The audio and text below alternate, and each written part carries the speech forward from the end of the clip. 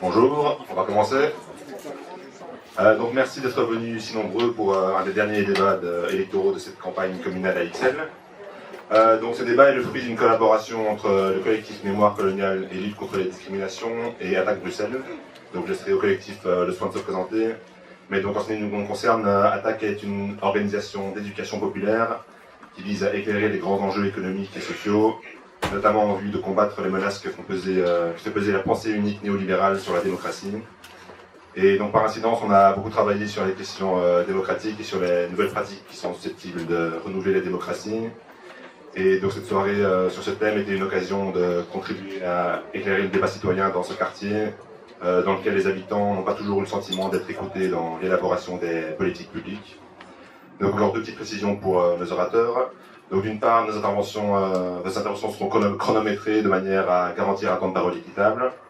Et d'autre part, le débat sera donc filmé et mis en ligne avant l'élection. Et donc toutes les promesses et les engagements que vous pourriez prendre sont susceptibles d'être retenus contre vous après l'élection. Je passe la parole à Orlando pour présenter le collectif Mémoire coloniale. Moi, je me mets dans une zone. Ça va. Oui, vers la lumière. Parfait. Vers la lumière et vers le pouvoir. Bonsoir à toutes et à tous. Je m'appelle Mangala Orlan et je suis militant au sein du collectif Mémoire coloniale et lutte contre les discriminations. Bonsoir à tous. Bonsoir. Bonsoir. Donc, le collectif Mémoire coloniale. Qu'est-ce que le collectif? Alors, pour expliquer ce qu'est le collectif, je me permettrai de reprendre simplement 3 points.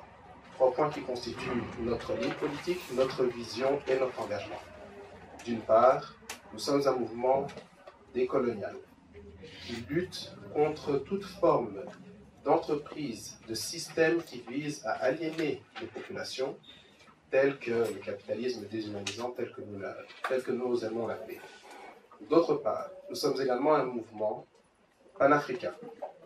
Pour ceux qui ne comprennent pas ce qu'est le panafricanisme, je ne vais pas vous le résumer ici parce qu'en réalité, le résumer, c'est potentiellement le trahir. Donc, je vous propose plutôt de venir nous voir pour en discuter. Et troisièmement, nous sommes un mouvement qui s'enracine dans la vision de la double culture, de la double citoyenneté. Double citoyenneté parce que nous revendiquons d'une part notre citoyenneté en tant que ressortissants de pays, on va dire, non belges. Je mets de très gros guillemets. Mais également parce que nous revendiquons pleinement et intégralement notre citoyenneté belge. Il ne s'agit donc pas d'un mouvement qui vise à faire sécession, à combattre le pouvoir et à s'extraire de la communauté ou de la citoyenneté belge, mais bien de participer à sa reconstruction, à son analyse et à sa décolonisation. Car c'est notre société autant que c'est la vôtre. Alors, pour ce qui concerne du coup le collectif, très simplement, parmi nos activités les plus récurrentes, il y a les visites décoloniales que nous organisons, dont un des parcours se fait justement ici à Matongé. En dehors de ces visites, il y a également les programmes de formation, il y a les conférences en nation que nous organisons et que nous avons organisées pendant plusieurs années. Et il y a également d'autres activités plus ponctuelles que nous organisons en partenariat avec d'autres associations, comme c'est le cas ce soir avec Attaque. Donc voilà, c'est une présentation très succincte, mais qui j'espère vous a donné l'eau à la bouche. Donc si vous avez des questions, n'hésitez pas à venir après, parce qu'après tout, l'objectif de ce soir, c'est... Non, je plaisante, c'est Matongé. Bonne soirée.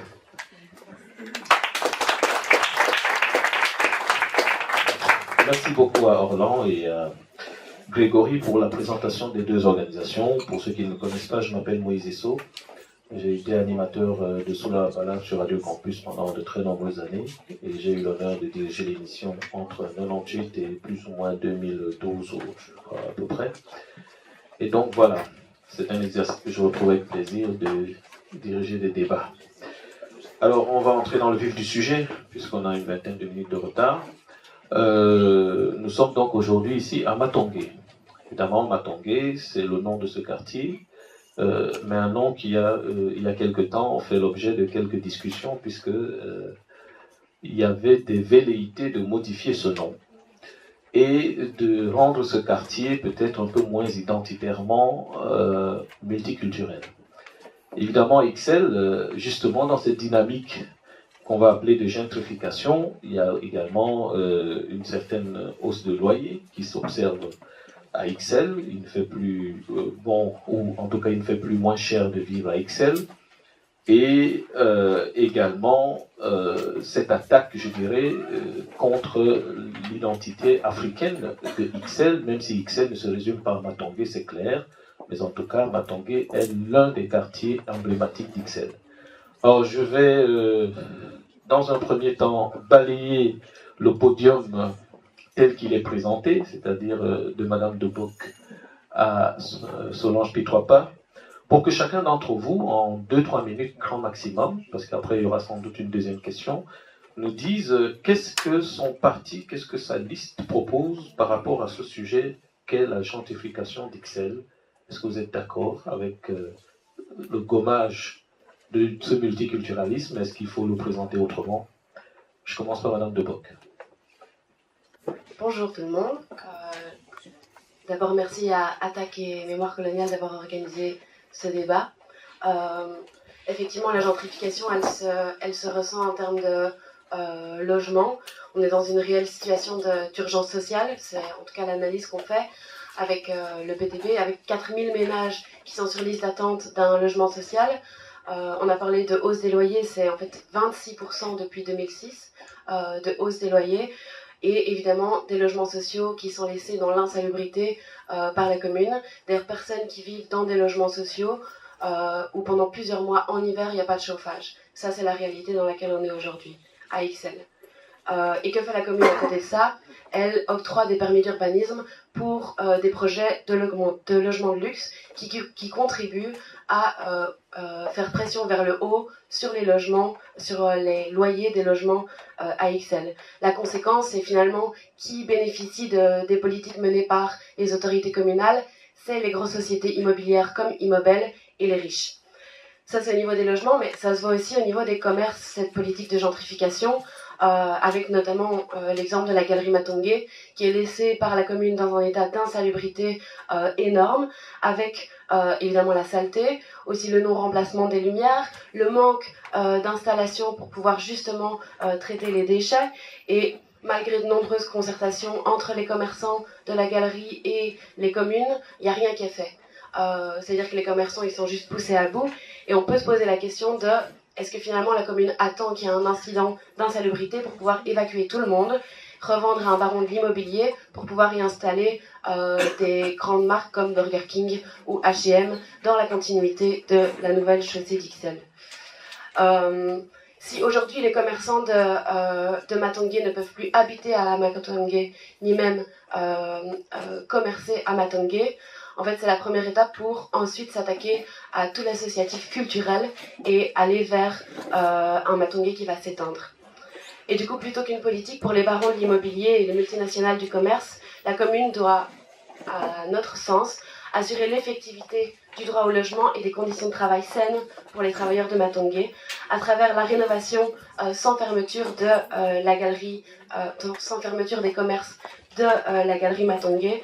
Évidemment 4000 logements sociaux qui correspondent aux 4000 ménages en attente d'un logement social à Ixelles, via la réquisition des logements vides qui appartiennent aux gros propriétaires, la rénovation des logements sociaux actuels, qui sont parfois vides eux aussi, et l'imposition de 30% de logements sociaux dans tout nouveau projet immobilier. Ça, c'est plusieurs éléments, et tout ça notamment pour contribuer à la conservation de l'identité multiculturelle de Matongé. Merci beaucoup, Monsieur Doulkaridis, pour Écolo. Bonsoir tout le monde. Merci à mon tour pour l'organisation de ce débat. C'est important d'avoir un débat sur Matongé. Ça m'a fait aussi plaisir d'entendre les présentations, notamment de Mémoire coloniale. Ça m'a touché d'entendre les mots et les revendications qui étaient portées. Merci à TAC de porter ceci comme débat, même si c'est en fin de campagne et que tout le monde est sans doute fatigué, mais en même temps, c'était essentiel d'avoir une réflexion sur le quartier oublié de la majorité depuis très très longtemps. Moi, ce qui me frappe, et je trouvais ça intéressant que sur le débat sur la gentrification, vous ayez abordé dans l'introduction la façon dont la commune s'exprime sur le quartier Matongé. D'abord, effectivement, les velléités d'essayer de ne plus utiliser ce nom-là et de trouver un autre nom officiel, c'est honteux. S'il y a un nom qui est connu à l'échelle internationale pour Bruxelles, un des quartiers qui est connu à l'échelle internationale, c'est Matongué. Tu peux aller un peu partout dans le monde. Les gens connaissent Matongué à Bruxelles. C'est vraiment, on devrait être fier de cette identité-là. On devrait être fier de pouvoir avoir ça et de construire autour de ça un projet positif. Je n'ai jamais entendu une seule fois la majorité actuelle parler de Matongué de façon positive. Chaque fois, c'est associé à criminalité, deal, saleté, problèmes de sécurité, etc., etc. Systématiquement. Systématiquement. On a fait une capsule pour le journal Le Soir qui durait 1 minute 30, je pense, à 3.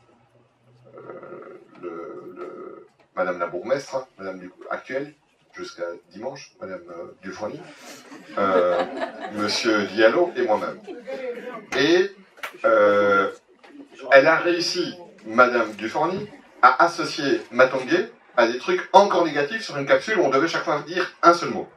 Matongué, ah oui, on a fait le couvre-feu aussi à Matongué.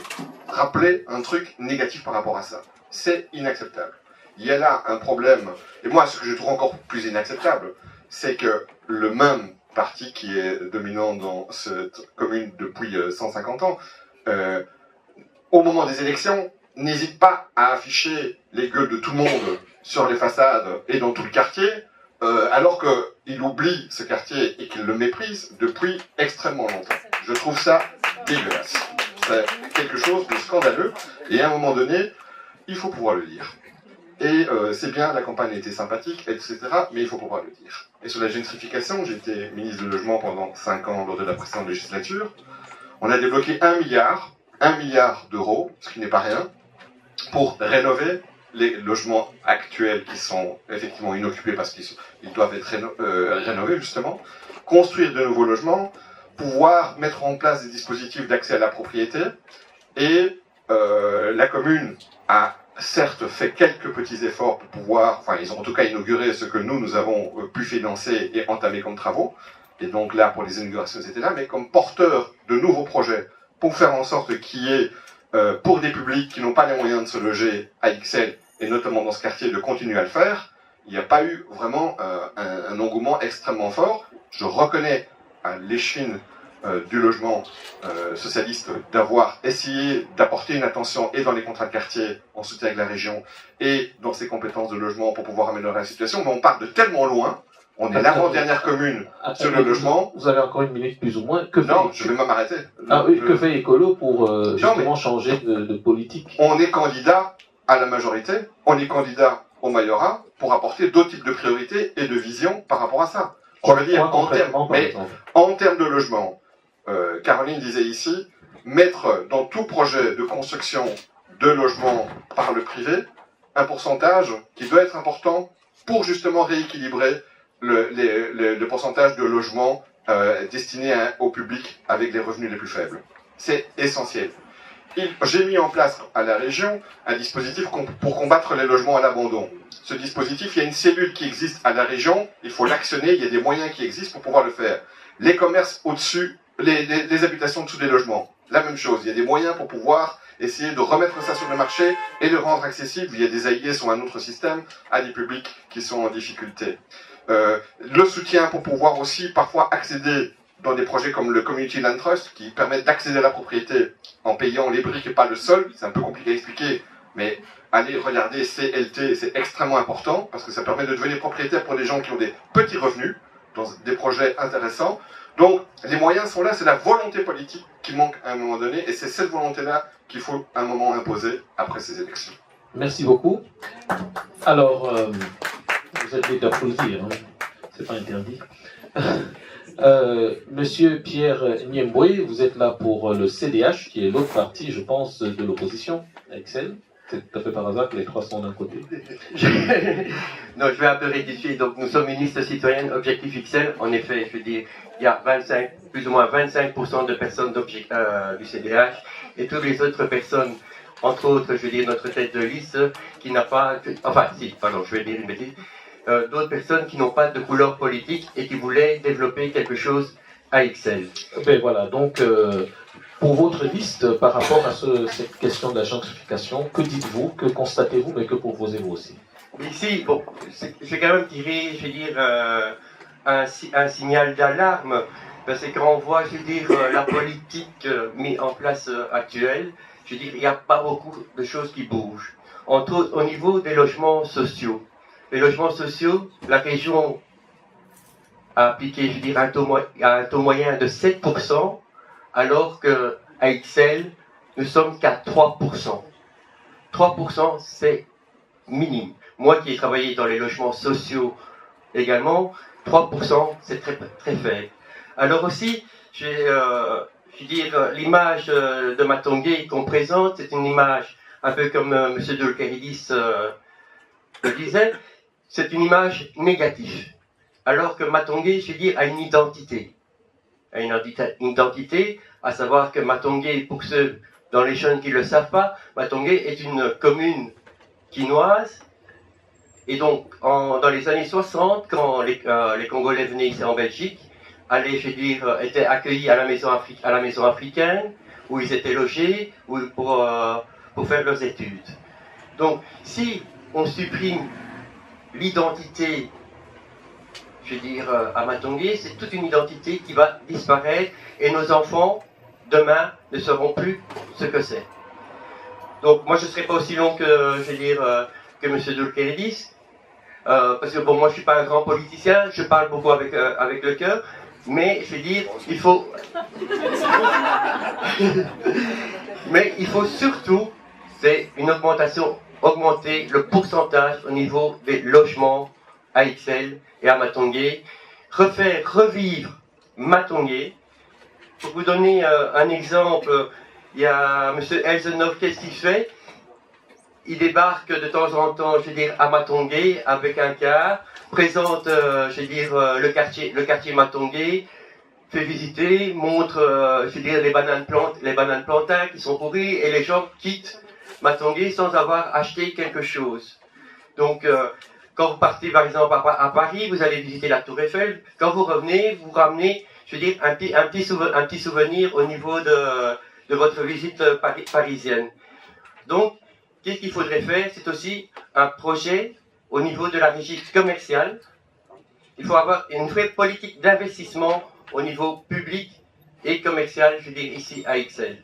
Donc en créant, je veux dire, des projets immobiliers et en y investissant, je veux dire, les citoyens de Matongué également. Merci. Merci beaucoup. Alors, on arrive à la majorité. Et en commençant par défi, gentrification, quelle est la position de défi, vous qui avez participé à tous ces débats? Alors nous, chez Défi, donc, on sait que la gentrification crée de l'exclusion. Ça marche? Ok. Elle crée de l'exclusion et elle crée deux sortes d'exclusion. Non seulement une exclusion sociale, puisque elle exclut les gens moins fortunés de l'accès au logement ou éventuellement les gens qui veulent s'en sortir au niveau commerce de l'accès à la possibilité de payer un loyer. Et deuxièmement, elle crée aussi une exclusion culturelle. On oublie parfois ça, mais le fait d'être envahi par des gens qui parlent, qui viennent d'ailleurs, qui sont, on va dire, des internationaux, qu'ils soient eurocrates ou autres, eh bien, crée de l'exclusion sociale dans le sens où les personnes qui habitaient là depuis longtemps ne s'y retrouvent plus et n'ont même plus accès aux éléments culturels locaux. Donc ça crée vraiment, ça tue en même temps la culture. Et donc nous, par rapport à la gentrification, on est contre. Et pour en sortir, il n'y a pas 10 000 solutions, il faut une gestion urbanistique volontaire. Et par exemple, on en a déjà un petit peu parlé, il y a effectivement la rénovation des logements sociaux et la création de nouveaux logements sociaux. Il y a aussi, en cas de rénovation, donner accès en priorité aux personnes qui habitaient le quartier. C'est aussi une possibilité qu'on peut mettre en œuvre. Il faut renforcer la culture en soutenant les associations culturelles locales. Donc ça, c'est des choses que la commune peut faire aussi.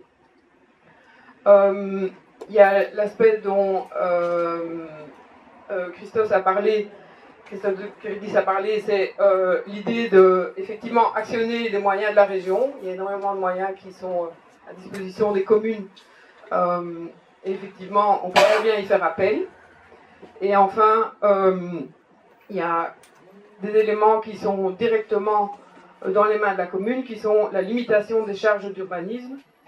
Et il y a sans doute une chose aussi à laquelle on doit faire attention, parce que si on ne résout pas ce problème-là, on risque d'avoir toujours des problèmes. C'est qu'il faut accompagner les commerçants dans la mise en conformité de leur activité.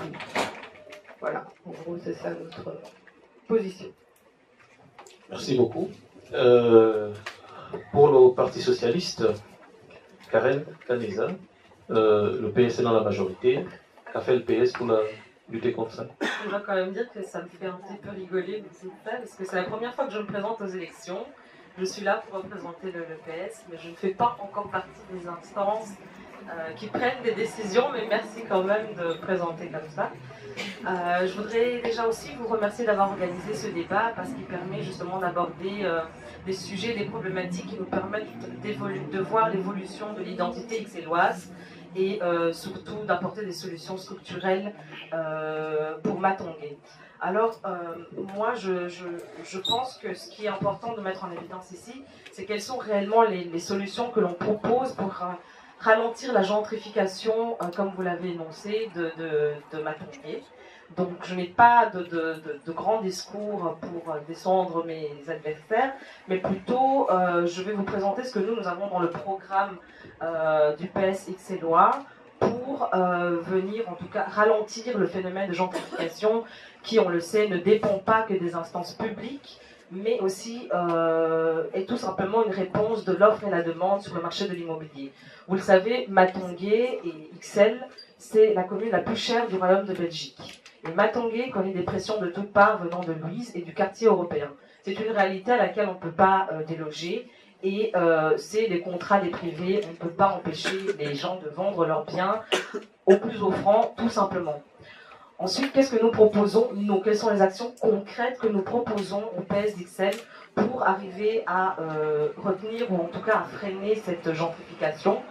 Tout simplement, on peut passer par les contrats de quartier. Les contrats de quartier, par exemple, le contrat de quartier Athénée, dans lequel on peut justement accorder des logements de type moyen et sociaux dans le cadre de ces contrats-là.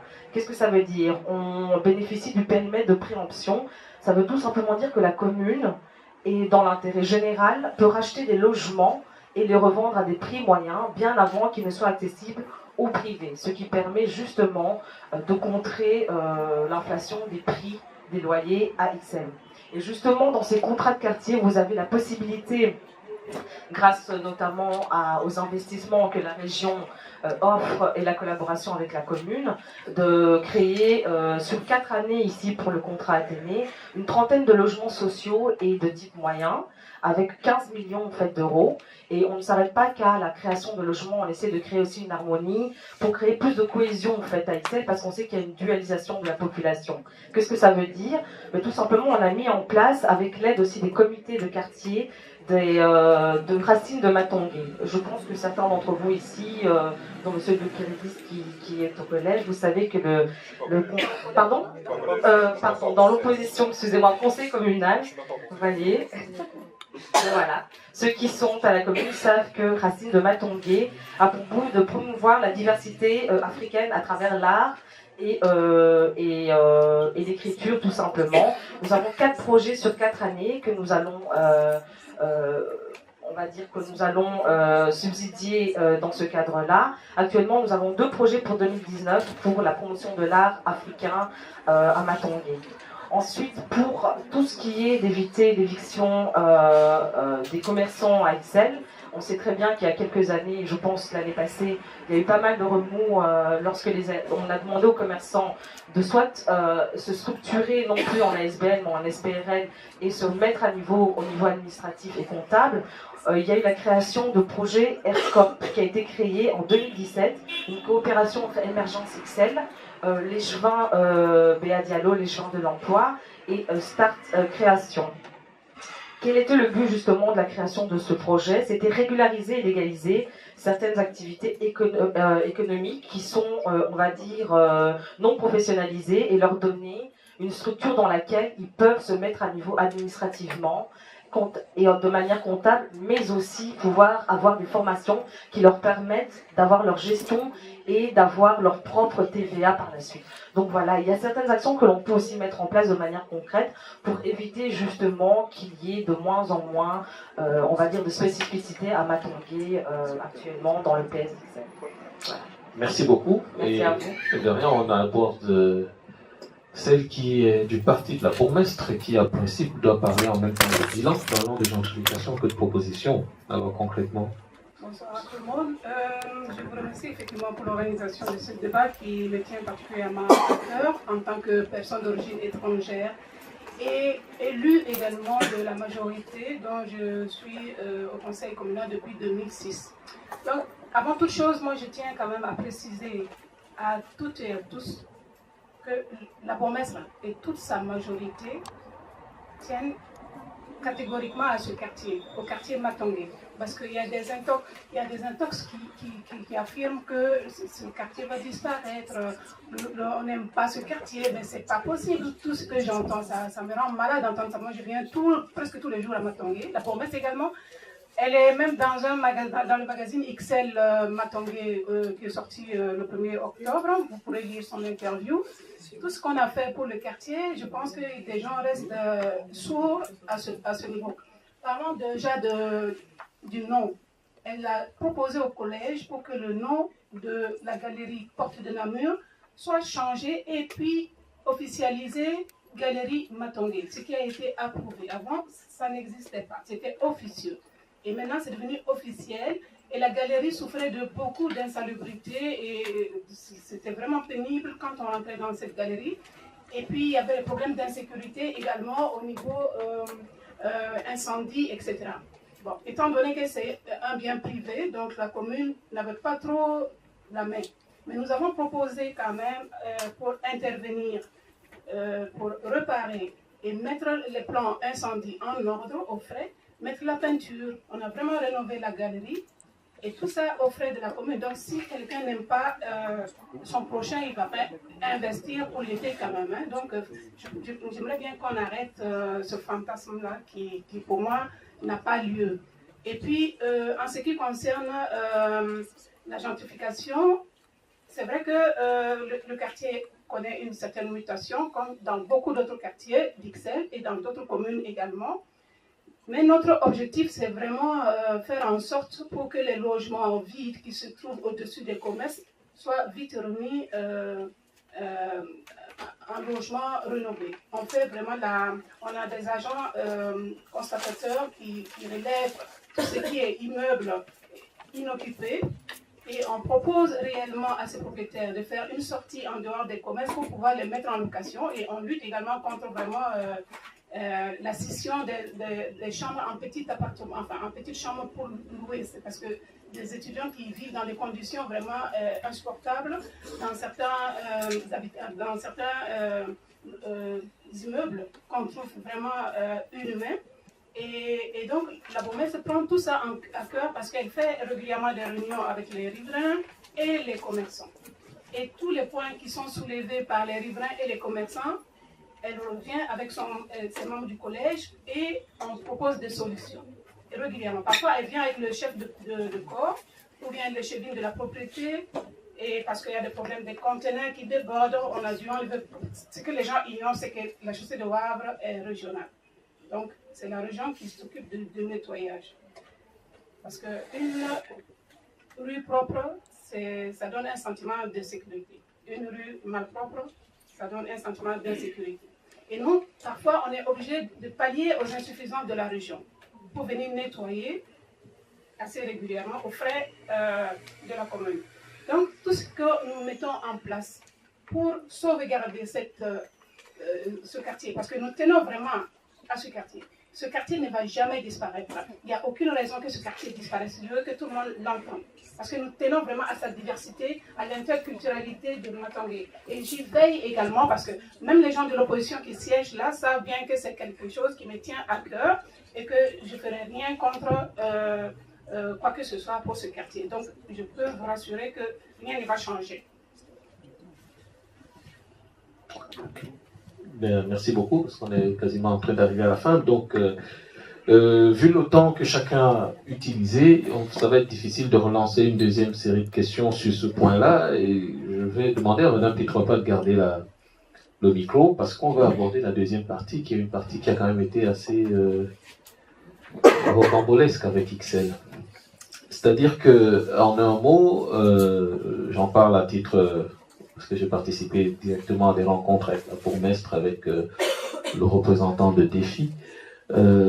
On se souvient qu'il y a cet espace Lumumba qui a fait l'objet de tellement de discussions qu'à la fin, la commune, enfin la majorité, a décidé de proposer quelque chose sur la place, qu'il était une plaque, et d'interdire quasiment qu'il continue d'y avoir des manifestations derrière l'église Saint-Boniface. Et in fine, il y a quand même une place Lumumba à Matongé, parce que Matongé n'est pas qu'Ixelles. Il y a une petite partie de Matongé sur 1000 Bruxelles, mais pas sur XL. C'est quand même cocasse que ce soit d'XL que soit parti tout ce mouvement et qu'il aboutisse à 1000 Bruxelles. Est-ce qu'il n'y a pas là une occasion manquée de la part du MR, de la majorité, de décoloniser l'espace public à XL? Écoutez, sur ce point,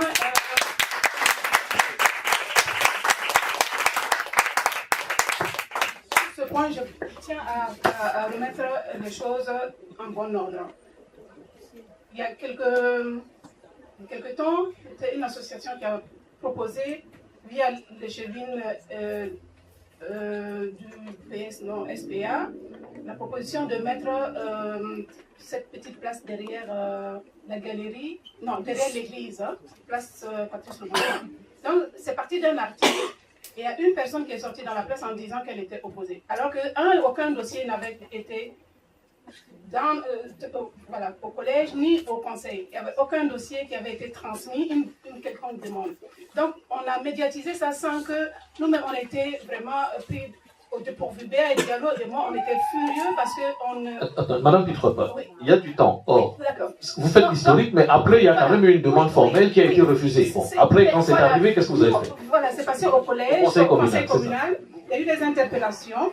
Et en ce moment, c'était Willy qui était bourgmestre, avant que Dominique même arrive. On avait d'abord dit que XL, la plupart des rues portent des noms d'hommes. Et nous, on était demandeurs pour avoir aussi des places et des rues qui portent le nom de femmes. Parce qu'il y a très peu de femmes.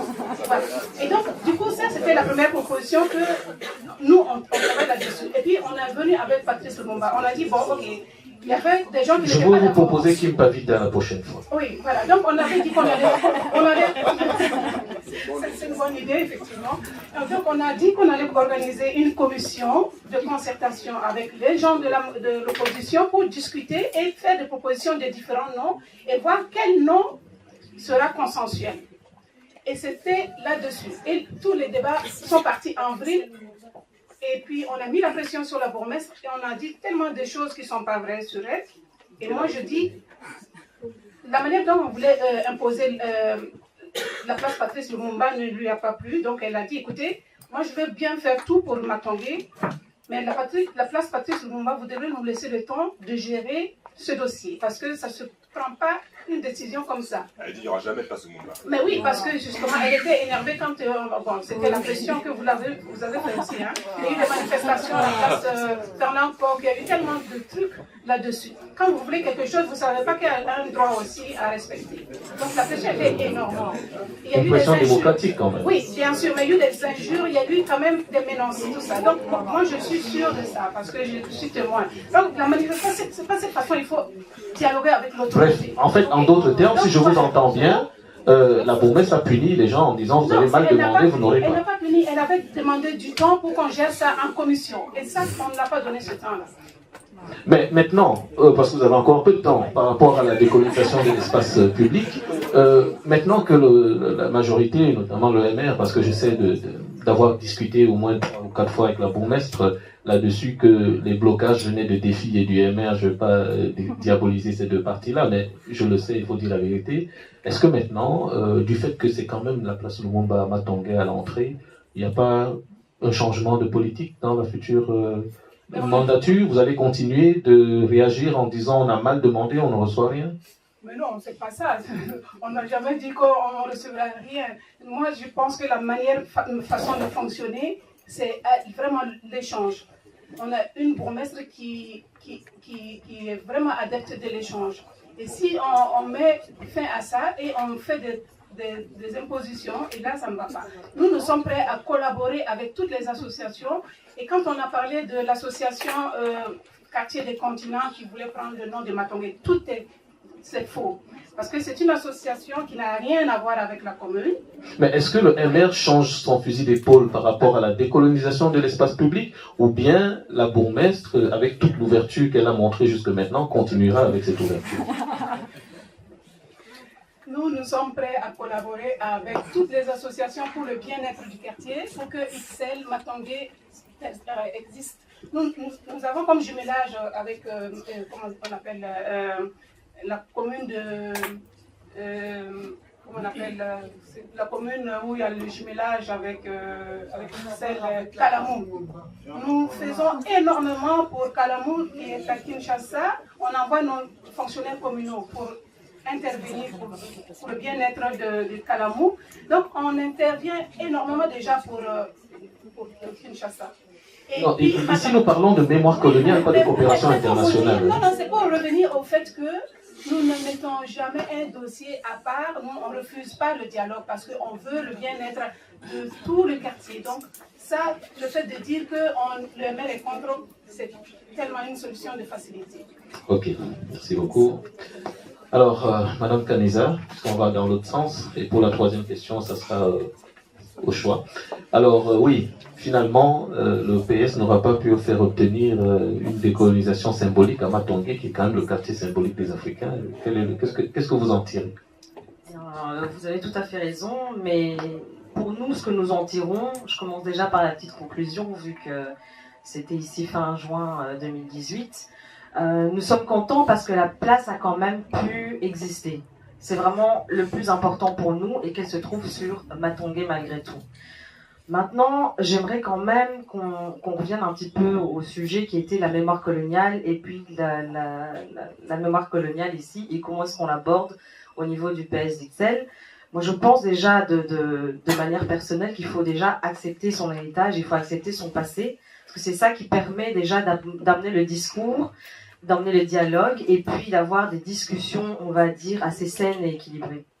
Maintenant, votre question porte également sur ce que nous entreprenons pour pouvoir justement travailler la mémoire coloniale ici. Décoloniser l'espace public. Décoloniser l'espace public. Décoloniser l'espace public passe aussi par la décolonisation des esprits. Je m'explique. Disons que nous voulons beaucoup plus privilégier l'approche pédagogique. Qu'est-ce que ça veut dire? Inscrire dans les manuels scolaires, travailler avec les associations compétentes et les écoles en région bruxelloise et en communauté française pour que le passé colonial de la Belgique soit déjà inscrit dans les manuels scolaires. Je pense que c'est un premier pas avant même de parler de décolonisation de l'espace et de long terme et qu'on puisse avoir un débat sain et équilibré autour de cette table. C'est une première étape. Et d'ailleurs, à cet effet, on organise au Parlement de la région bruxelloise le 6 novembre un colloque en après-midi de 14 à 17 heures qui va discuter justement de l'inclusion du passé colonial de la Belgique au Congo, au Rwanda et au Burundi avec des professeurs d'école et avec des associations expertes. Et je vous invite à venir aussi y participer ce jour-là. Et je pense que c'est vraiment cette manière-là d'aborder le sujet et de pouvoir parler de décolonisation des espaces publics. Et aussi continuer aussi à promouvoir les visites qui sont organisées dans le cadre de mémoire coloniale. Parce que j'ai pu aussi y participer plusieurs fois maintenant sur XL. Et je pense que c'est une première manière aussi d'amener les gens à avoir une meilleure réflexion sur ce qu'a été la colonisation et puis la place symbolique aussi de Porte de Namur, enfin de Matongué on sait que c'était quand même aussi ici l'administration coloniale. Donc c'est bien aussi de pouvoir en discuter et en parler et se dire, voilà, qu'est-ce qui s'est passé à cette époque-là et qu'est-ce que nous allons mettre en place au niveau des programmes politiques pour que justement ça soit inclus dans les manuels scolaires. C'est la meilleure manière de témoigner et de respecter les disparus durant cette période-là. Bon, il y a un peu de, Oui, vous avez encore une petite demi-minute, mais enfin bon, une minute aussi. J'ai oublié d'ajouter effectivement sur le point de tourisme dans le quartier, nous proposons de mettre en place en fait un balisage clair qui est vraiment fonctionnel et homogène, accessible pour tous, qui renseigne sur les richesses en fait culturelles et patrimoniales de ce quartier-là. Et dans ce cadre, développer des applications même digitales, comme l'audio guide que nous avons au musée d'Ixelles, pour permettre vraiment, en français, en néerlandais et en anglais également, pour permettre aux touristes qui viendront, parce que c'est vrai qu'il y a des gens qui viennent vraiment de loin pour visiter le quartier Matongé, et nous avons vraiment à cœur de mettre ce dispositif en marche pour faire vivre éternellement ce quartier. Merci beaucoup. Alors, on va passer la parole à Madame Paul Brex de Défi. Je peux dire quand même que votre représentant a été... Oui, je ne suis pas au courant, malheureusement. Oui, bon, je vous le dis, donc je vous en informe. Et qui a été vraiment un des freins quasiment systématiques. Et je dirais même que, pour la petite histoire, il me semblait, quand nous discutions, qu'il était encore plus radicalement opposé à la décolonisation de l'espace public que la bourgmestre elle-même. Et Défi, finalement, en tant que parti, comment est-ce que, dans une majorité, Défi a pu bloquer la décolonisation, justement, dans l'espace rempli de personnes d'origine coloniale? Je vais peut-être avoir un peu la même réaction que Mme Canesa, parce que c'est la première fois que je me présente. Et aussi sur notre... Mais j'espère que ce que vous dites engage Défi. Oui, bien sûr, bien sûr. Et surtout, sur notre liste, on a 35 personnes sur 43 qui sont nouvelles.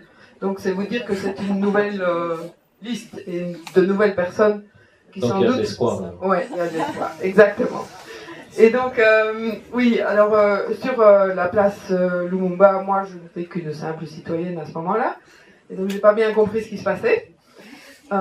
Et ni la résistance. Et je pense qu'effectivement, il suffit de parler avec quelques vieux Belges qui nous disent que les choses formidables qu'a fait Léopold II, etc. C'est assez terrible en fait, parce que ça cache toute une partie de l'histoire. Et oui, c'est vraiment, on dit Léopold II, c'est un visionnaire formidable. Mais cette partie de l'histoire est celle qui est la plus racontée, hein, c'est ça. Oui, exactement. Mais c'est donc je rejoins. C'est de l'autre partie dont nous parlons. Bien sûr, je sais. Je sais bien. Mais donc justement, parce que justement, nous on est la troisième génération par rapport à ça, et donc on a une autre vision là-dessus, complètement beaucoup plus lucide et beaucoup plus nouvelle. Et donc, effectivement, la décolonisation de l'espace public, comme vous l'appelez, pour moi, ça implique non seulement l'aspect enseignement, c'est-à-dire que l'histoire officielle soit modifiée, donc on parle vraiment de ce qui s'est passé, et deuxièmement, par rapport à Ixelles en particulier, oui, c'est sûr. Moi, je me souviens avoir découvert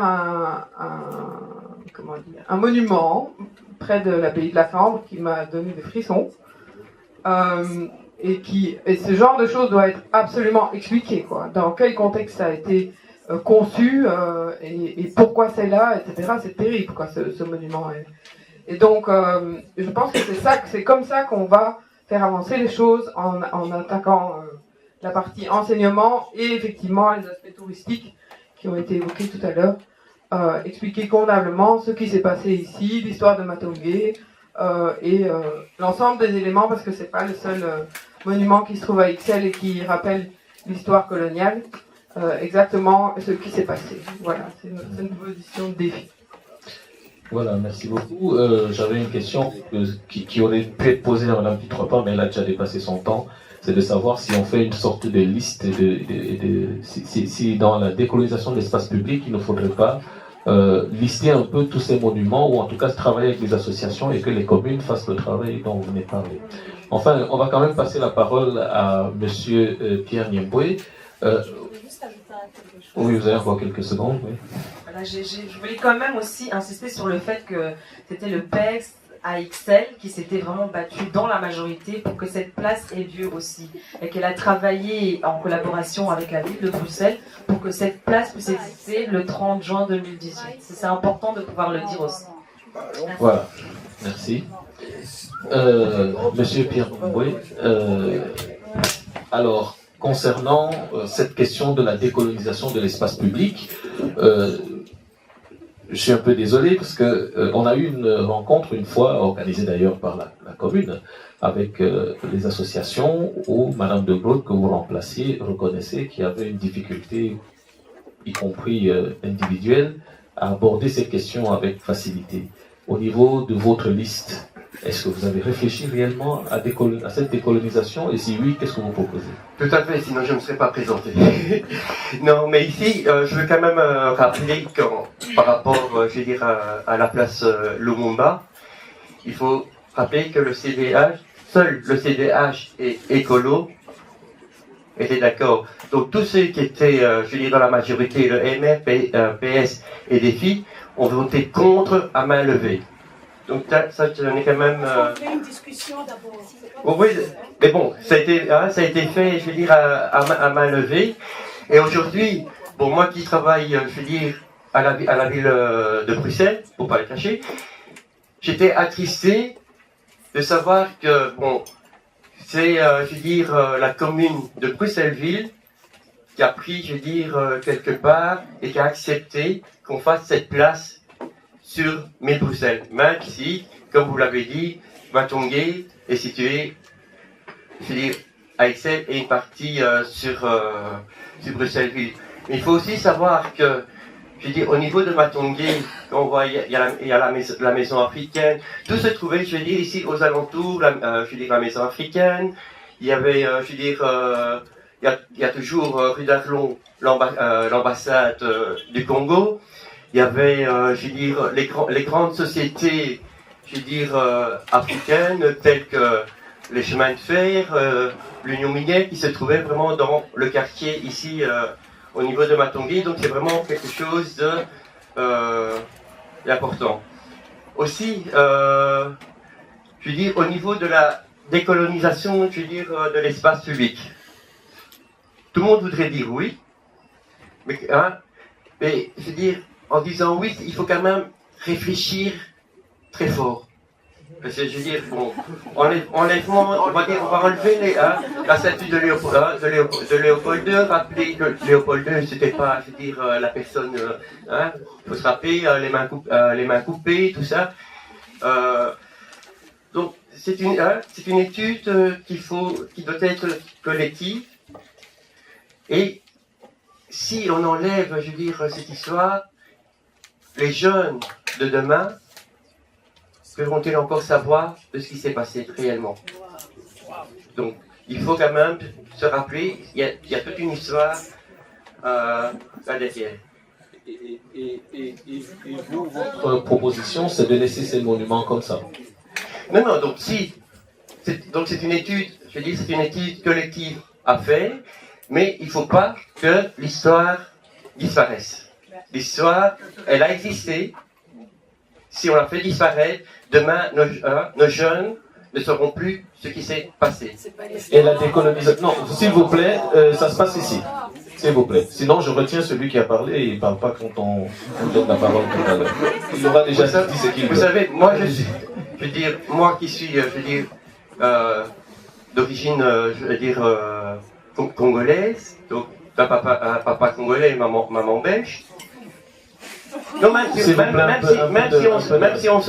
on s'en fout, je dis, moi je suis content, je veux dire, de connaître l'histoire, que ce soit de la Belgique ou l'histoire du Congo.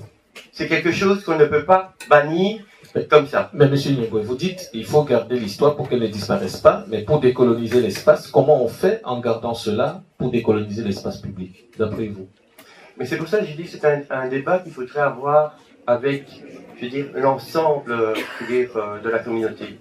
C'est pas une décision qu'on peut prendre comme ça en claquant des doigts. Mais au niveau communal, est-ce qu'il n'y a rien à faire si vous êtes élu demain comme conseiller communal, que feriez-vous pour... ou alors vous n'avez pas d'idée particulière sur la décolonisation, ou bien vous feriez quoi pour participer de cette décolonisation de l'espace public et donc des mentalités aussi? Mais quand je vous expliquais, je dis, il faut qu'on puisse se rassembler, se réunir. C'est pas moi seul qui pourrais prendre cette décision. Mais on parle de propositions ici pour le moment. Mais oui, d'accord. Mais donc les propositions, je dis qu'on puisse s'unir ensemble, débattre de cette problématique, parce que c'est quelque chose de très important. Donc on devrait débattre ensemble et trouver ensemble des solutions concrètes et correctes. Voilà, merci beaucoup.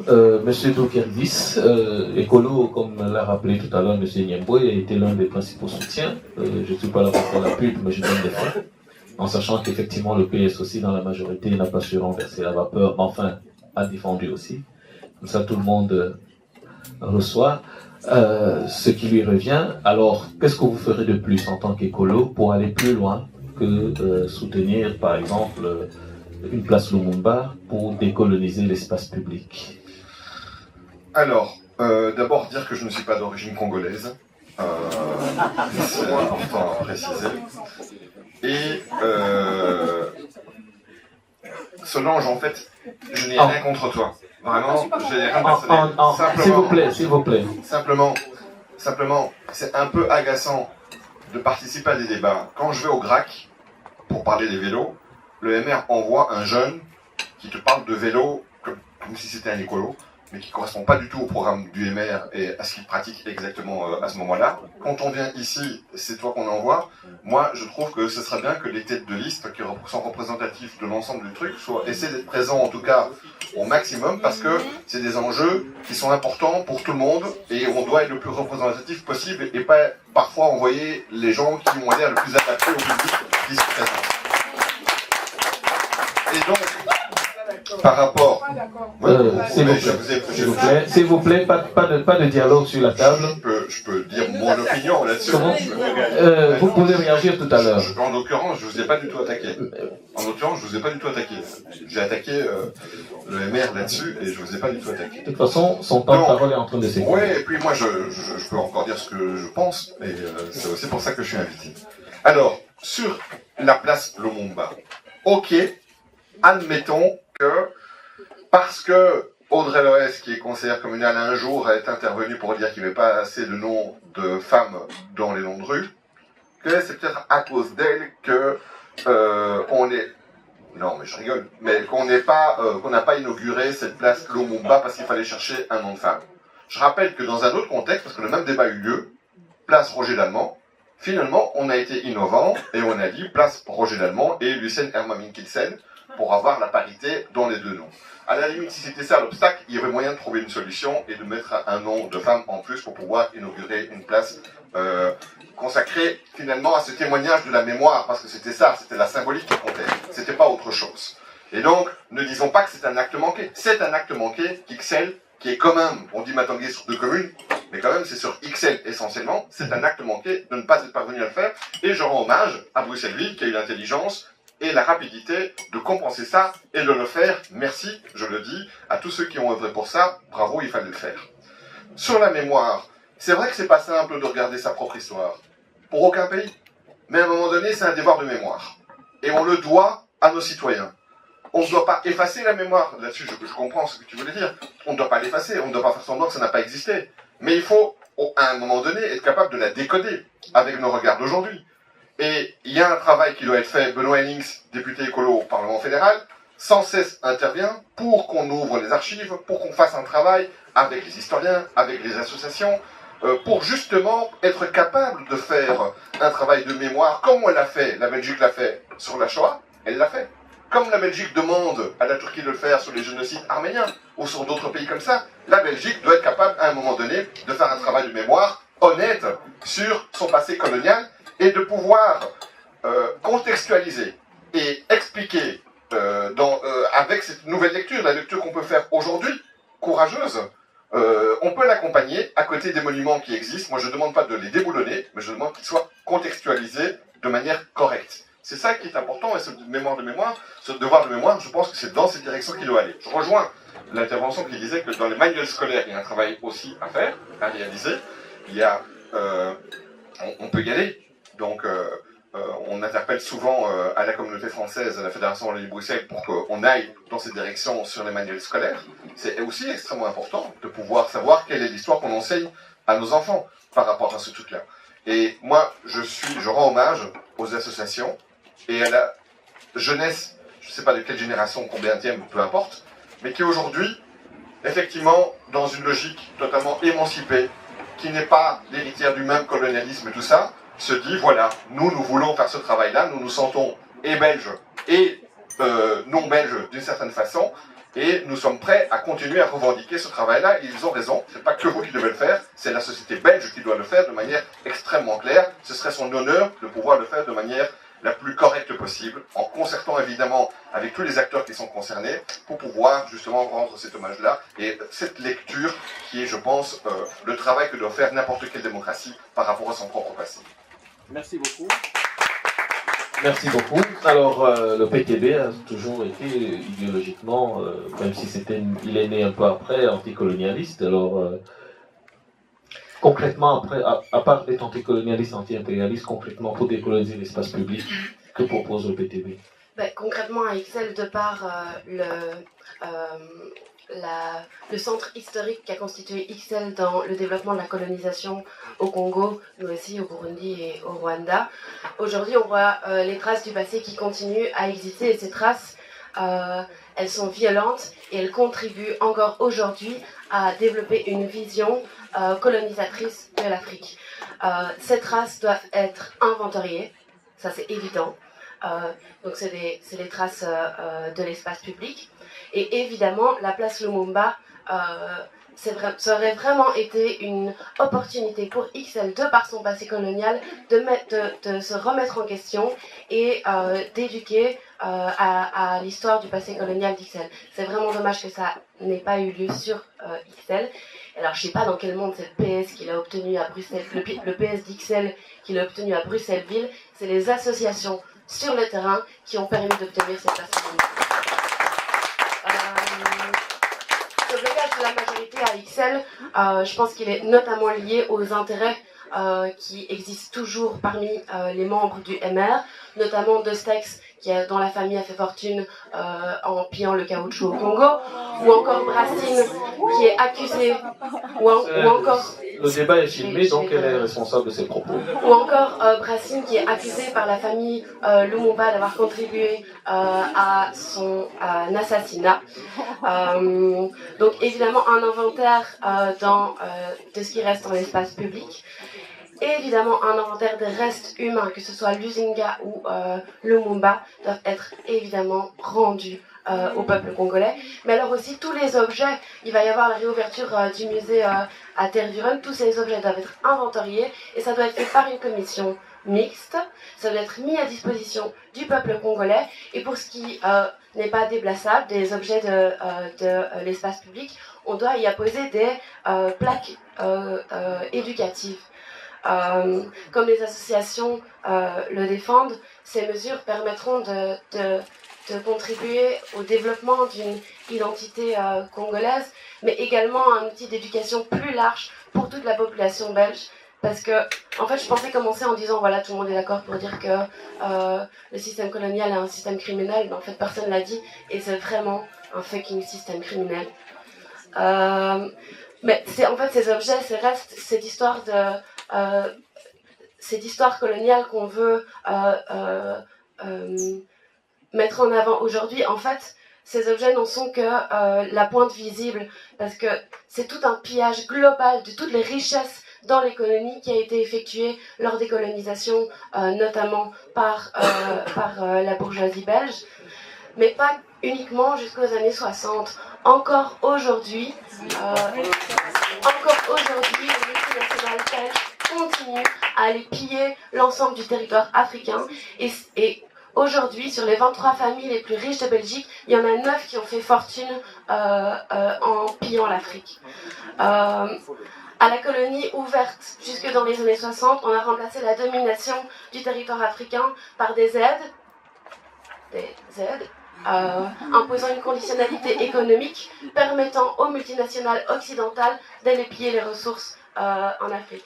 Ça veut dire que concrètement XL, de par son passé colonial, doit être notamment à l'initiative pour l'inventaire des objets, des restes humains et des restes dans l'espace public, ainsi qu'à la mise à disposition pour le peuple congolais, mais doit aussi être à l'initiative pour lutter contre le néocolonialisme aujourd'hui.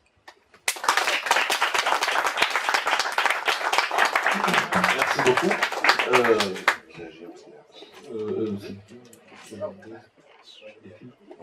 Oui, madame, vous vouliez réagir ou pas, non? Non. Parce que vous avez un temps de retard. Donc, en fait, les temps de... Actuellement, je pense que madame Pitropa et monsieur Doulkeridi ont épuisé tout leur temps donc, dans les deux sujets. Mais il y a madame Albrecht qui a vraiment encore quasiment 5 minutes de temps de parole et les trois autres qui sont grosso modo. Vous pouvez les garder pour après, pendant les réponses aux questions aussi. Alors, on va aborder le troisième sujet, qui est un sujet lié à la sécurité. La bourgmestre a pris un arrêté relativement controversé, en tout cas, au motif de lutter contre la drogue, notamment le trafic de drogue dans les galeries. Aussi, on est à Matongué, mais on sait aussi qu'il y a ce fameux décret par rapport à l'alcool, la flagée.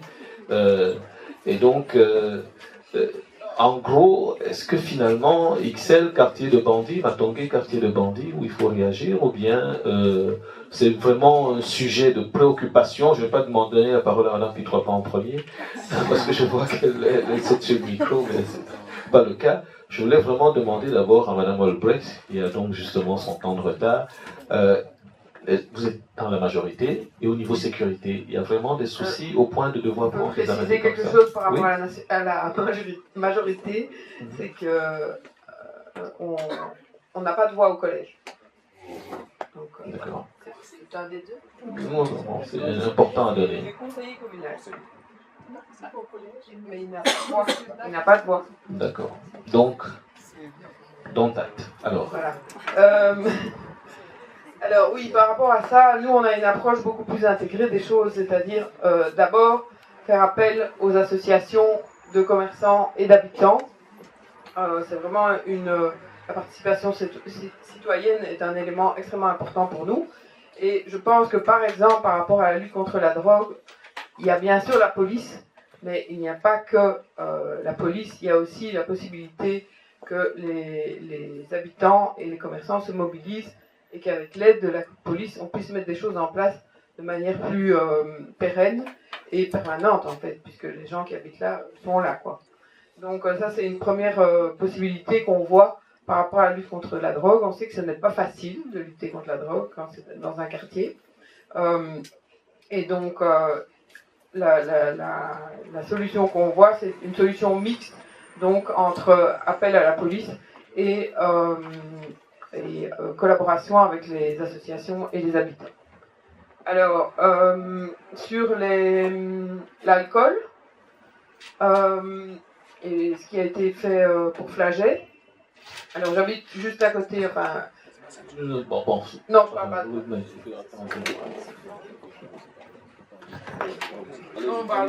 on parle de Matongué. Mais vous pouvez toujours dire un mot, vous avez beaucoup de temps de parole, donc vous pouvez toujours dire un gentil. Je vais toujours à l'essentiel, donc je ne pourrais pas m'étendre plus. Mais quand même, est-ce que vous n'avez pas peur que dans ce type de processus, notamment ce type d'arrêté et de politique, il y ait de la discrimination sous-jacente? Parce que Matongué, quand même, quand on dit dealer, on pense à certaines personnes en particulier, on se met à contrôler tout le monde, et tout le monde devient un dealer potentiel de par son origine. On connaît le délit de sale gueule, et donc effectivement, c'est quelque chose que nous n'acceptons pas, et vraiment, donc il y a effectivement des éléments, à mon avis, qui ont été mis en place parce qu'on ne voyait pas d'autres solutions, et certainement qu'il faut être inventif sur ces questions-là, et justement faire appel aux habitants pour trouver des solutions beaucoup plus constructives. Moi, je pense que bien souvent, les habitants et les commerçants ont des idées que les politiques n'ont peut-être pas parce qu'ils ne sont pas au cœur des questions. Et donc voilà. Donc, appel aux politiques pour être auprès des populations. Madame Pitroipa, vous vouliez parler, et effectivement, c'est la bourgmestre de Fourny, encore une fois.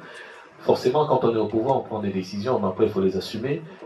Est-ce que vous assumez ce type de décret avec ce que ça entraîne comme état d'esprit vis-à-vis de la population de Matongé? Oui, parce que cet arrêté était vraiment le souhait des riverains et des commerçants. Parce que des suite à des réunions et beaucoup de plaintes, on contraint la bourgmestre en tant qu'autorité de la commune à prendre cette disposition. Et cet arrêté était en vigueur du 15 novembre 2017 au 15 janvier 2018.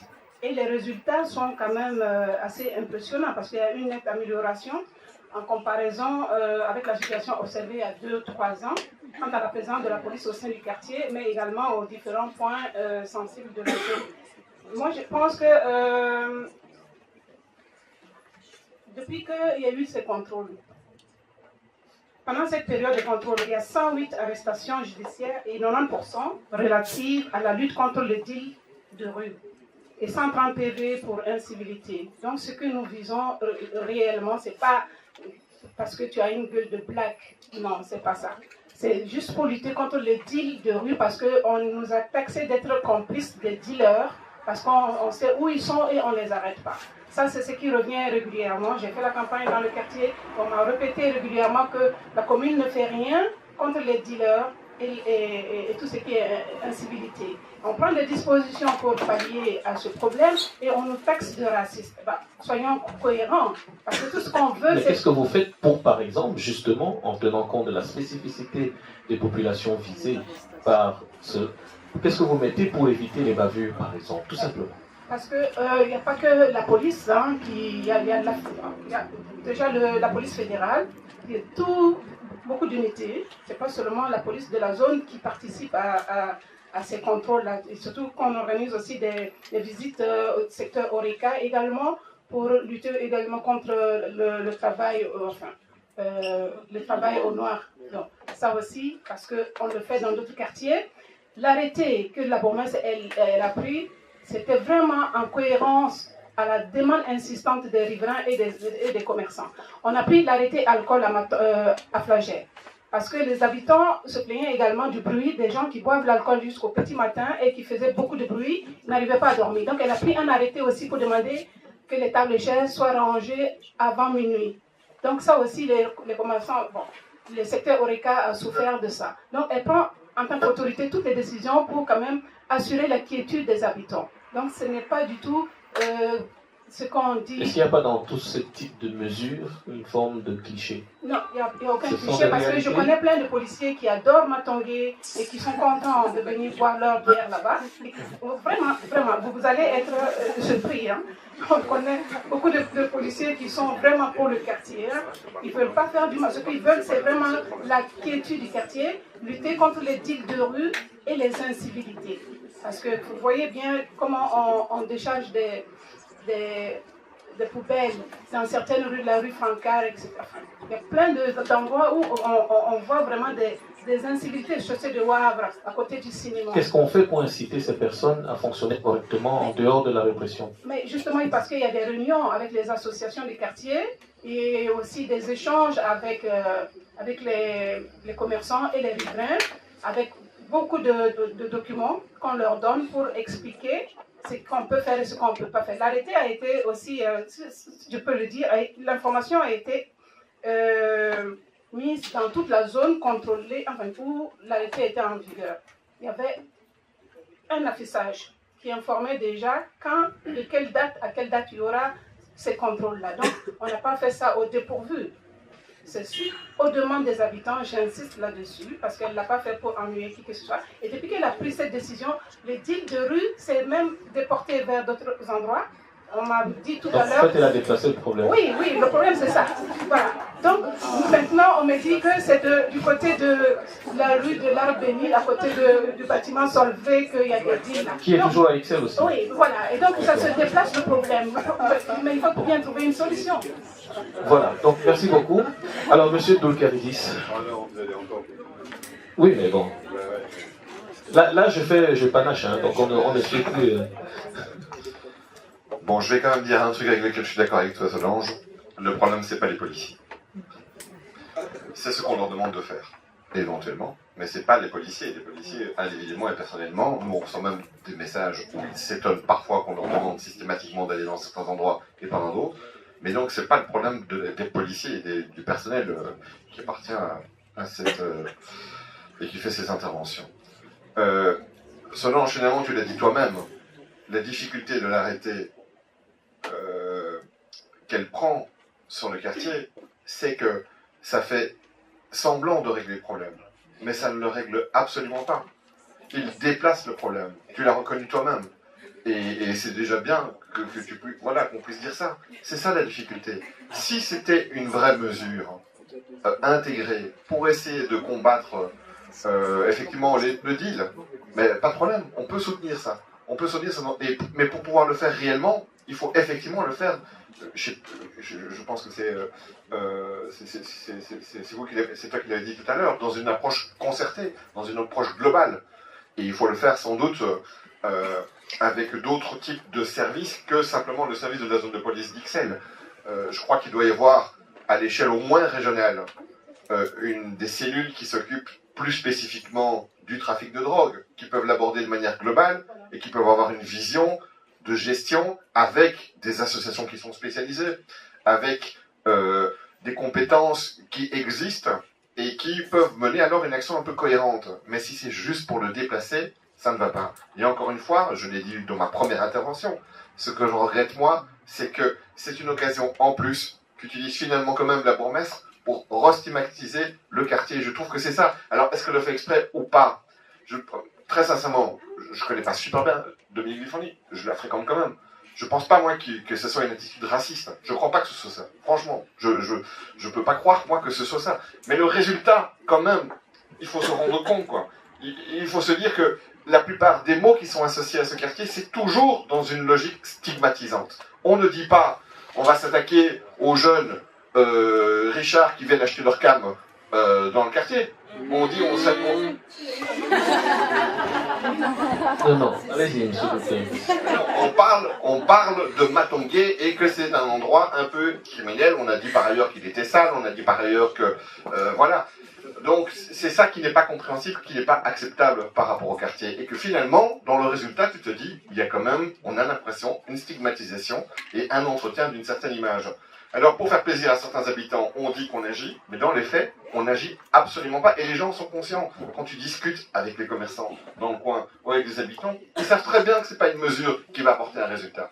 Et je ne pense pas, moi, qu'après tu puisses dire que en fait, le deal s'est arrêté à cet endroit-là. C'est pas vrai. C'est pas vrai. Alors il vous reste une minute et demie, et que fait Écolo pour que, si vous êtes bourgmestre, parce que vous êtes candidat bourgmestre, que faites-vous avec ça? C'est vrai. C'est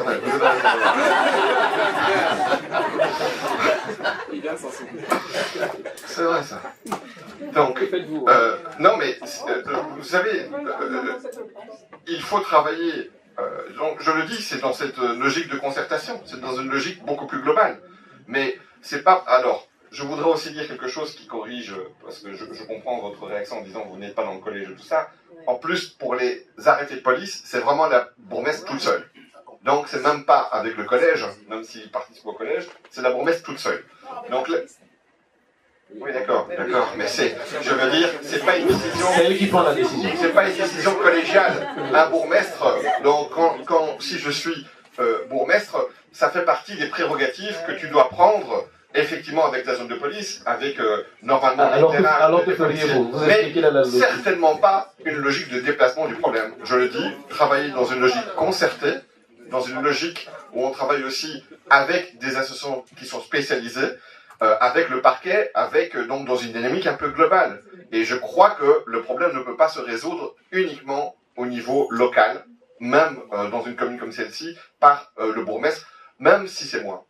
Même si c'est moi qui suis de très bonne volonté, il faut accepter de devoir travailler avec tous les autres pour que justement on ne se dise pas, on se donne pas bonne conscience en disant je l'ai réglé ici, mais en fait le problème est renvoyé un peu plus loin. Merci beaucoup. Alors, Madame de Bock, il y a quand même des problèmes de drogue, Mais qu'est-ce qu'il faut faire pour ne pas tomber dans une gestion stigmatisante d'un problème qu'on déplace?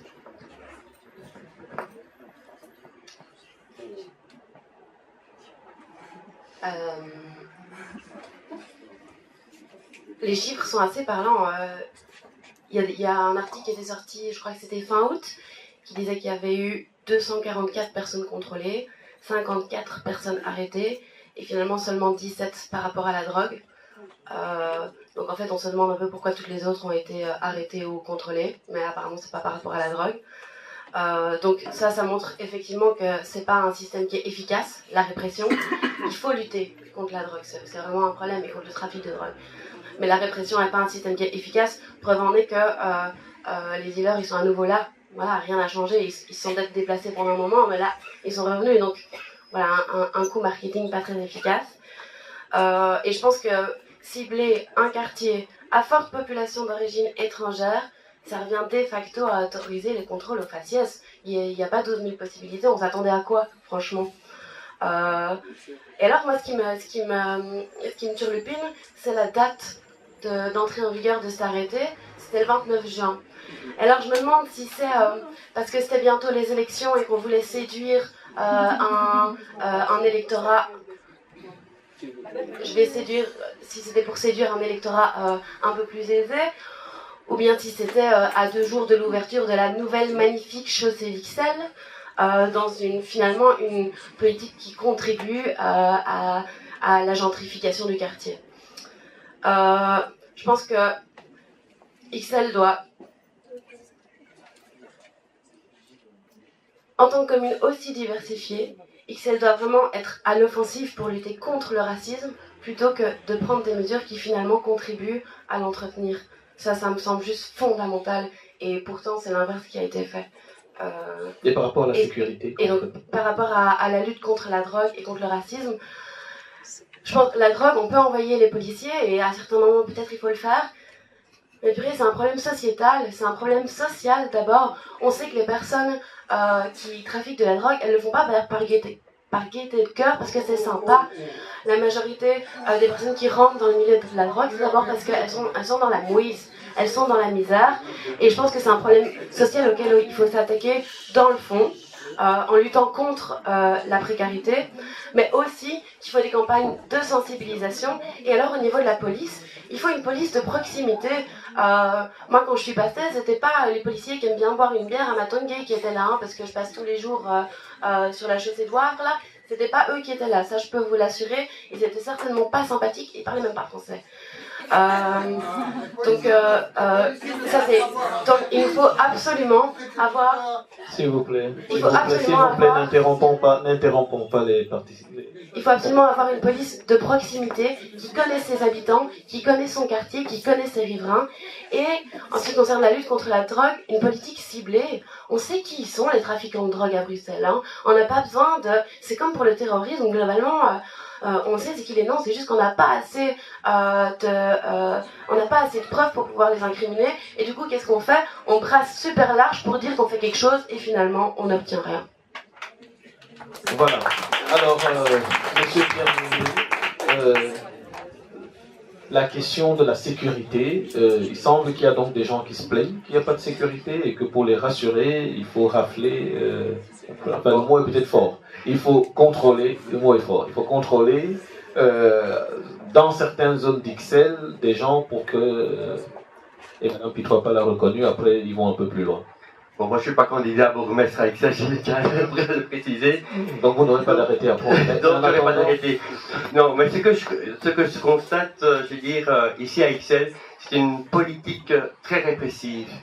Donc, à savoir, je veux dire, au niveau de la police de Bruxelles, elle n'est pas du tout représentative dans le quartier, je veux dire, Matongué. À savoir qu'aujourd'hui, si on engage, je veux dire, un policier, il doit être parfaitement bilingue. Parfaitement bilingue. Donc, qu'est-ce qui se passe? C'est qu'on retrouve souvent, je veux dire, des policiers venant, je veux dire, de Flandre et autres, qui ne connaissent pas du tout, je veux dire, qui sont complètement acculturés, je veux dire, au niveau Matongué. Donc, il faudrait vraiment faire une police de proximité. C'est ce qui manque, surtout, je veux dire, au niveau d'Ixelles. Donc, au niveau proposition, je veux dire, bon, c'est vrai que malheureusement, on voit, je veux dire, à Ixelles, au niveau de la drogue, mais ce qui se passe, c'est que c'est aux dealers, il faut s'attaquer aux dealers, c'est pas au niveau de, je veux dire, du petit consommateur, donc qui reçoivent un avertissement, d'accord, mais c'est les dealers. Dernièrement, j'étais invité chez une commerçante qui m'a dit à un moment donné, Pierre, regarde, on s'attaque aux petits jeunes, mais regarde, devant là, cette voiture, c'est un dealer. C'est un gros dealer. Si à partir que cette commerçante sait que c'est un dealer, que fait la commune? Puisque la personne est toujours présente. Donc, au niveau, je veux dire, améliorer la situation, en effet, je dis, c'est avec les associations, pas mal de gens qui sont sur le terrain, qu'il faut faire un travail d'ensemble et travailler surtout avec une police de proximité et qui connaît un petit peu, je veux dire, les citoyens au niveau de Matongé. Voilà, merci. Alors, Madame Caneza, sur la sécurité. Bien, écoutez, il y a quand même un élément qui revient à chaque fois. On parle de proximité. Bon, alors à ce moment-là, il faut aussi mettre en place des programmes de prévention, parce qu'on n'a parlé que de répression jusqu'à présent, en fait, d'arrestation. Mais la prévention pour éviter d'en arriver à l'arrestation, ça existait avant avec la police de proximité. Je pense qu'il faut vraiment revenir à cette méthode-là où on discute plus dans la rue avec des gens du quartier qui sont engagés justement dans créer de l'emploi, qui sont engagés et qui connaissent le public et qui savent parler aux gens de ces quartiers-là, quelles sont leurs problématiques. Que ce soit les commerçants, mais aussi les jeunes dealers. Comment est-ce qu'ils en arrivent à dealer là dans le quartier de Matongé, qu'ils soient de d'Ixelles ou pas en fait. Ça c'est une question quand même qu'il faut se poser avant de mettre en place des mesures répressives, ça j'en conviens. Et puis aussi, il y a un aspect qui est beaucoup plus général au fait. On parlait de problèmes sociétal, mais alors à ce moment-là, ce qu'on peut mettre en place pour justement pallier à ces problèmes-là, pourquoi ne pas mettre en place une maison de quartier à Matongé? C'est quand même quelque chose qui manque dans ce quartier-là. Le quartier de Matongé est l'un des seuls quartiers qui n'a pas de maison de quartier. Et pas que pour les jeunes et leur proposer des projets aux jeunes, mais pour tous les habitants de Matongé, pour qu'ils puissent justement vivre beaucoup plus en harmonie, mettre en place des projets qui développent Matongé. Et là, on revient encore à une fois, comment développer le tourisme aussi dans le coin de Matongé, pour peut-être amener aussi beaucoup plus de gens. Parce qu'il y a une dimension très subjective, au fait, au sentiment d'insécurité. Il y a des dealers, c'est vrai. Mais est-ce que ce sentiment d'insécurité, il est uniquement dû aux dealers qui sont là, qui sont beaucoup plus visibles le soir, ou le fait que les gens se disent, bon, on entend parler de Matongé de loin, ça a l'air d'être un petit peu le désordre, est-ce que c'est ça qui nous fait peur, etc. Il faut mettre en place aussi des programmes de tourisme qui fassent venir aussi les gens pour découvrir ce qu'est Matongé, qu'est-ce qui a créé Matongé, qu'est-ce qui fait que Matongé est ce qu'il est maintenant, en fait, tout simplement. Donc il ne faut pas uniquement tabler sur les mesures de répression quand on veut, on va dire, redonner un souffle, un bol d'air, au fait, à un quartier tel que Matongé. Il faut aussi penser à la manière dont on peut promouvoir Matongé. Tout à l'heure, mon collègue du CDH parlait au fait de pourquoi est-ce que les gens n'achètent pas Matongé. Ils viennent, ils visitent Matongé, mais ils n'achètent rien. Alors que quand on va à Paris, ben, tout le monde repart toujours avec un petit souvenir. Que ce soit un porte-clés de la Tour Eiffel acheté au coin de la rue, ou peu importe des macarons. Pourquoi est-ce qu'on ne mettrait pas en place justement un programme avec les gens du quartier et les associations qui nous permet de développer un tourisme bien propre à Matongé et qui profite aux commerçants de Matongé avant tout et pas uniquement au reste d'Ixelles. Voilà.